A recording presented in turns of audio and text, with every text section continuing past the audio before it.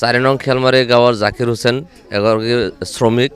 তেখেতে যোৱা মঙলবাৰে উমৰাংচু আছাম কোৱাৰী হেৰিত গৈছিল, কয়লা খনিত গৈছিল। যাই পেলাই তেখেতে কাম কৰাৰ অৱস্থাতেই কয়লা খনিত আবদ্ধ হৈ পৰে বুলি আমি শুনিব পাৰিছোঁ। পৰিৱেশ খুবেই শোকাকুল পৰিৱেশ এটা সৃষ্টি হৈছে। ঘৰৰ অৱস্থা খুবেই বেয়া। তেওঁৰ এগৰাকী স্ত্ৰীৰ লগতে দুটিকৈ কন্যা সন্তান আছে। 14 বছৰ বয়স, 8-9 বছৰ বয়সৰ দুগৰাকী কন্যা সন্তান।